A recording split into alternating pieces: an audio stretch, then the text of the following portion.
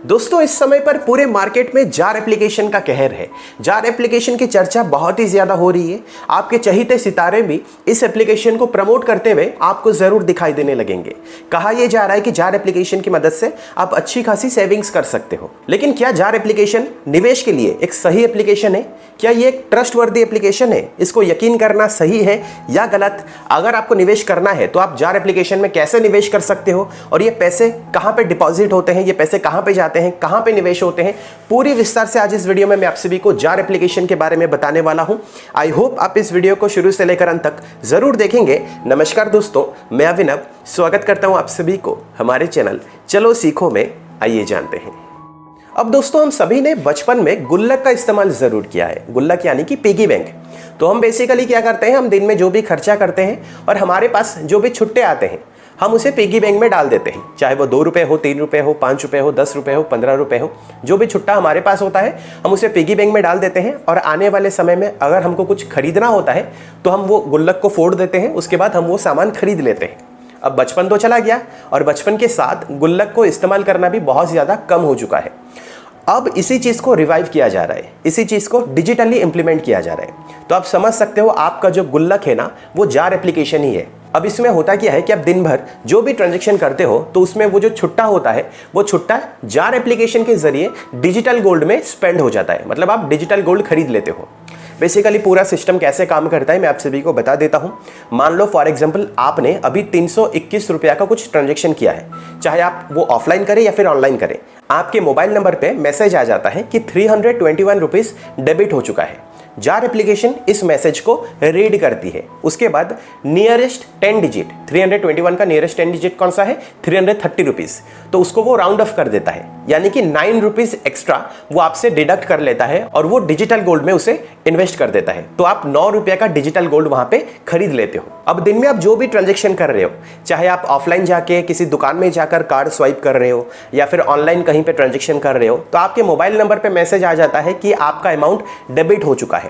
हर एक मैसेज को jar application read करती है और जो भी राउंड ऑफ डिजिट होता है, अगर वो 328 रुपये है तो उसका नियरेस्ट 10 डिजिट कौन सा है, 330 रुपीज़, तो 2 रुपये एक्स्ट्रा जो है ना वो क्या करता है, डिजिटल गोल्ड में इन्वेस्ट कर देता है। अब जार एप्लीकेशन आपके लिए फायदेमंद है या फिर नहीं ये अलग बात है, लेकिन जार एप्लीकेशन कोई फेक एप्लीकेशन नहीं है, ये ट्रस्टवर्दी एप्लीकेशन है। अब जब आपके पैसे डिजिटल गोल्ड में निवेश हो रहे हैं तो जार एप्लीकेशन डिजिटल गोल्ड नहीं खरीदती है।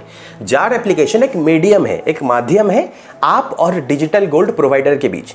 आप जो गोल्ड खरीदते हो वो डिजिटल गोल्ड प्रोवाइडर से ही खरीदते हो। भारत में सिर्फ 3 ही डिजिटल गोल्ड प्रोवाइडर्स होते हैं, एक है MMTC पैम और एक है अगमंट गोल्डटेक और एक है सेफ गोल्ड। तो जब आप जार एप्लीकेशन से डिजिटल गोल्ड खरीदते हो तो बेसिकली सेफ गोल्ड आपको डिजिटल गोल्ड प्रोवाइड करता है। क्या इसके लिए आपको KYC कंप्लीट करना पड़ेगा? नहीं, बिल्कुल भी नहीं। सिर्फ आपके पास आपका फ़ोन नंबर होना चाहिए और पेटीएम UPI एप्लीकेशन आपके पास होनी चाहिए।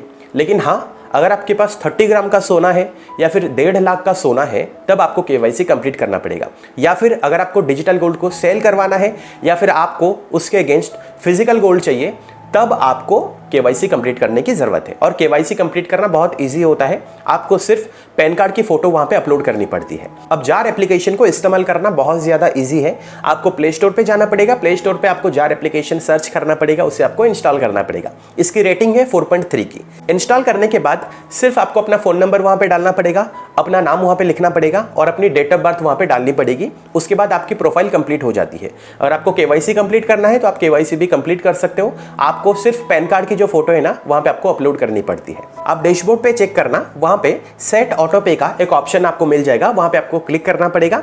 उसके बाद आपके पास पेटीएम की UPI एप्लीकेशन होनी चाहिए।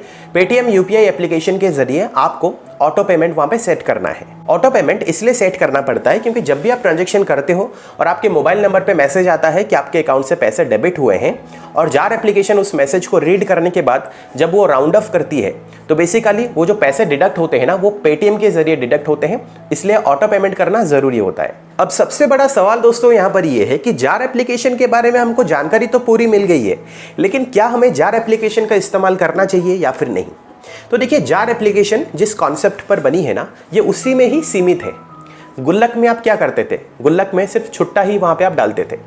बड़ी चीज खरीदने के लिए आप गुल्लक का इस्तेमाल नहीं कर सकते हो। अगर आपको कार खरीदनी है, बाइक खरीदनी है, आपको घर खरीदना है, इनफैक्ट अगर आपको लैपटॉप खरीदना है, मोबाइल फोन खरीदना है, उसमें अगर आप गुल्लक का इस्तेमाल करोगे तो आपको सालों लग जाएंगे, ठीक है ना। वहां पे सिर्फ आप छुट्टा डालते हो, 5 रुपए, 10 रुपए, 15 रुपए ऐसे आप डालते हो। तो छोटे मोटे अमाउंट के लिए ही आप गुल्लक का इस्तेमाल करते हो। उसी तरीके से जार एप्लीकेशन में ही आप सिर्फ कम अमाउंट ही डाल सकते हो, ज्यादा अमाउंट नहीं डाल सकते हो। इनके ऑफिशियल वेबसाइट में लिखा गया है कि जो maximum daily round of limit है ना, वो 500 रुपीज है। 500 रुपये तक ही मैक्सिमम आप हर दिन सेव कर सकते हो। लेकिन मैंने जब इनकी एप्लीकेशन को इस्तेमाल किया, वहां पर लिखा गया था जो maximum daily round of savings है ना, वो 20 रुपीज ही है। हो सकता है इनकी पॉलिसी जो है ना, ये बदलती रहती है, लेकिन इस समय पर मैक्सिमम डेली आप 20 रुपए ही सेव कर सकते हो। अगर आप दिन का सिर्फ 20 रुपए ही सेव कर रहे हो ना, तो मंथली मैक्सिमम आप 600 रुपए ही सेव कर सकते हो। इनके पास और एक विकल्प ये भी है कि आप डेली एक पर्टिकुलर अमाउंट सेव कर सकते हो, चाहे आप ट्रांजैक्शन करें या फिर ना करें। आप 20 रुपए से 2000 रुपए तक कर सकते हो। लेकिन अगर आपको डिजिटल गोल्ड में ही निवेश करना है तो आप जार एप्लीकेशन की मदद से क्यों करोगे? आप डायरेक्टली किसी थर्ड पार्टी एप्लीकेशन की मदद से करोगे, पेटीएम की मदद से कर सकते हो, फोन पे की मदद से कर सकते हो। तो इसका ये एक बहुत बड़ा नुकसान है कि आप बड़े अमाउंट को सेव नहीं कर सकते हो। मैक्सिमम महीने में 600 रुपए ही आप सेव कर सकते हो। इसका एक और बड़ा नुकसान ये है कि ये आपको सिर्फ डिजिटल गोल्ड में ही रेस्ट्रिक्ट कर देता है। आपके पैसे ऑटोमेटिकली डिजिटल गोल्ड में ही निवेश हो जा रहे हैं, आपको दूसरे विकल्प नहीं मिल रहे हैं। तो यहाँ पे दूसरे विकल्प भी होने चाहिए, जैसे कि म्यूचुअल फंड्स, या फिर यहाँ पे होना चाहिए आरडी, रिकरिंग डिपॉजिट। तो बेसिकली लोगों को खुद को ये चूज करना चाहिए कि वो कहाँ पे निवेश करेंगे। अगर किसी को डिजिटल गोल्ड पसंद है तो वो डिजिटल गोल्ड में निवेश करेगा, अगर किसी को म्यूचुअल फंड्स पसंद है तो वो म्यूचुअल फंड्स में निवेश करेगा, अगर किसी को आरडी पसंद है तो वो आरडी में निवेश करेगा। अगर कोई म्यूचुअल फंड में निवेश करना चाहता है ना, तो मंथ एंड पर ये सारे पैसे म्यूचुअल फंड में ही निवेश हो जाएंगे।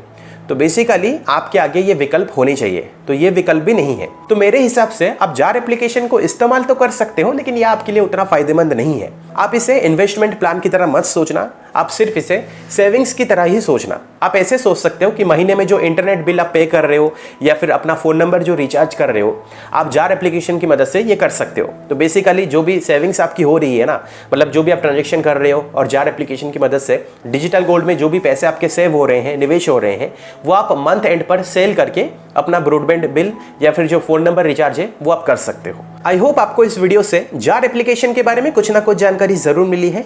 अगर आपको ये वीडियो पसंद आई है, इस वीडियो को आप लाइक करें और अपने दोस्तों के साथ ज़्यादा से ज़्यादा शेयर ज़रूर करें। अगर आपको फाइनेंस से रिलेटेड, अर्निंग से रिलेटेड वीडियोस देखना पसंद है तो आप हमारे चैनल को ज़रूर सब्सक्राइब करें, क्योंकि मैं ऐसे इंटरेस्टिंग वीडियोस आप सभी के सामने लाता रहता हूँ। अगर आपको कोई इंटरेस्टिंग टॉपिक चाहिए, नीचे कमेंट सेक्शन पर ज़रूर बताइएगा, मैं उसके ऊपर ज़रूर एक वीडियो बनाऊंगा। मिलता हूँ अगली वीडियो में एक और इंटरेस्टिंग टॉपिक के साथ। फिलहाल के लिए वीडियो में इतना ही। देखने के लिए बहुत बहुत शुक्रिया।